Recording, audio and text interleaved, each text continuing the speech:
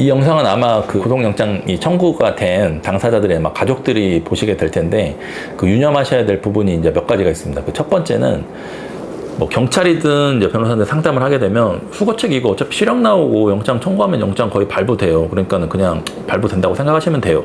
라고 지레짐작으로 그냥 포기하시는. 일단은 첫 번째는 이겁니다. 포기하시면 안 됩니다. 이게 목숨을 걸고 나 영장을 기각시키겠다라고 하면 기각이 되는 경우들이 많습니다. 특히 저희 사무실만 해도 수많은 성공 사례들이 있기 때문에 이렇게 의지를 갖고 하면 영장이 풀릴 수가 있다 라는 거를 명확하게 일단은 인지를 하셔야 됩니다. 두 번째는 좀 큰 틀에서 결정을 하셔야 되는 게, 우리는 아무리 생각을 해봐도 이게 결론적으로는 합의를 못 볼 것 같다. 그래서 그냥 실형을 살아야 할 것 같다고 하면 영장을 풀려는 노력보다는 그냥 영장으로 구속이 되고 그냥 실형을 살 거는 좀 땡겨서 지금부터 살기 시작한다 라고 선택을 하는 게 좀 효율적일 수도 있습니다. 그래서 이 큰 판단을 좀 확실하게 하셔야 됩니다. 이게 지금 피해 금액이 대충은 피해자가 몇 명이고 피해 금액이 어느 정도고 우리가 지금 가용할 수 있는 현금으로 가용할 수 있는 금액이 어느 정도다. 이게 당장은 아니어도 불구속 상태이기만 하면은 선고 때까지가 한 6개월 정도의 시간이 있기 때문에 6개월 동안에 우리가 모을 수 있는 돈이 어느 정도의 금액이다. 이 정도면 합의를 볼 수 있겠다 라고 생각이 드시는 분들은 목숨 걸고 해서 그 영장을 풀어내야 되는 노력을 하셔야 되는 거고, 이게 아무리 생각해봐도 이런 돈이 없다, 우리는 그냥 형을 살 수밖에 없어야 될 것 같다라고 하면 지금부터 사는 것도 하나의 방법입니다. 그래서 그거는 이제 큰 틀에서 이렇게 빠른 시간 안에 지금 상의를 가족들끼리 상의를 해서 선택을 해야 될 포인트가, 첫 번째는 그렇게 풀어내야 될 상황인데 지레짐작으로 포기하지 마실 것.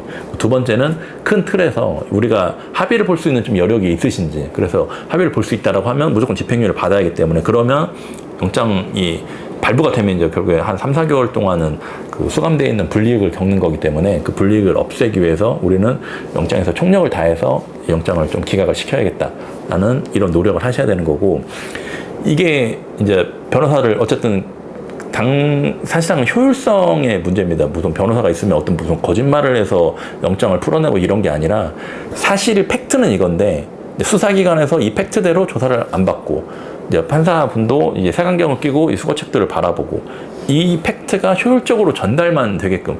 팩트라는 건 사실은 뭐 저도 단언하건대 보이스피싱의 보자도 모르고 불법이라는 걸 모르고 일을 진행했던 분들이 많습니다. 저는 거의 뭐 100%라고 보고 있고, 이걸 알고도 뭐 이 정도 금액을 받고 보이스피싱의 공범으로 일을 할 사람은 사실은 없습니다. 이게 수사기관도 그렇고 이제 법원에서도 그렇고 어쨌든 처벌을 해야 될 형사 정책적인 이유 때문에 그런 측면도 있긴 하지만, 그리고 이제 기관 자체가 수사기관 같은 경우는 이제 처벌을 시키는 기관이지 이게 뭐 풀어주려는 뭐 자산단체가 아니기 때문에 본인들이 어떤 일을 하는 과정에서 어쨌든 팩트를 효율적으로 전달을 못하는 부분들이 있습니다. 이게 그래서 그런 부분들이 효율적으로 전달이 되게끔 하는데 이제 이 보이스피싱 전문 변호사의 조력이 이제 필요하신 거고, 이 전문 변호사의 조력이 어쨌든 필요하다고 느끼셨더라도 이제 어떤 변호사를 선택을 할지, 또 이 변호사가 이 하루 동안의 시간이 비어 있어서 이 사건에 좀 목숨 걸고 달라들 수 있는 시간적인 여유가 되는지, 그 일과 시간이 안 되면 밤을 새서라도 경찰서 유치장은 그 접견에 시간 제한이 없습니다. 참고로 말씀을 드리면. 그래서 새벽이라도 가서 접견을 하고 이 영장에 대해서 대비를 할 수 있는 어떤 의지가 있는지, 변호사 선임할 때는 이런 부분을 좀 중점 두셔서 성공한 사례도 있는지도 좀 보시고, 한번 보시고 난 다음에 이제 어떤 변호사를 선임할지는 선택을 하시면 되는 거고. 세 번째를 좀 두알식으로 네.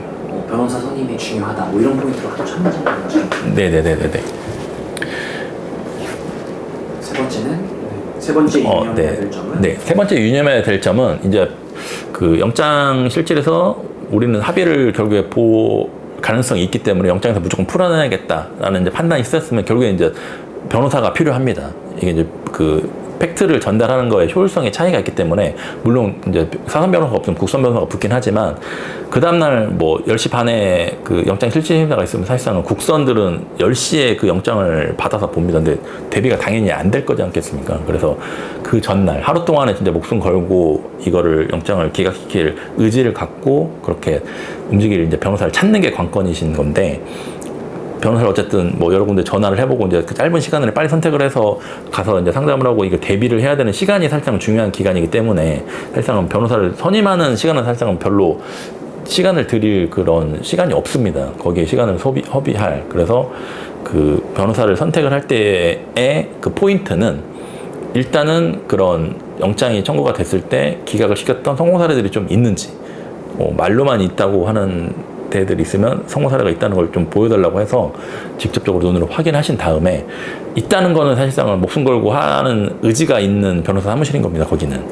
그러면 이제 충분히 믿고 맡길 수가 있기 때문에, 그리고 의지가 있는지는 이제 말을 해보면은 사실상 그 뉘앙스에서는 알 수 있는 거기 때문에, 그래서 뭐 이건 안 돼요 라고 하는 분들은 당연히 선임할 필요가 없는 거고, 그건 뭐 변호사가 있을 필요도 없는 겁니다. 그건 비용만 날리는 거지. 그래서 그렇게 성공 사례가 있는지와 그 좀 기각시킬 의지가 있는지, 그 시간을 내서 밤을 새서라도 이거를 대비를 해서 이틀 후에 있을 영장실질심사에서 이렇게 좀 풀어낼 의지가 있는 변호사인지를 확인하신 다음에 이제 그런 변호사를 선임하시면 되는 거고, 그래서 그렇게 성공 사례가 있고 이렇게 좀 목숨 걸고 영장을 기각시킬 의지가 있는 변호사 사무실인지, 이 두 부분을 좀 보고 판단을 하시면 됩니다.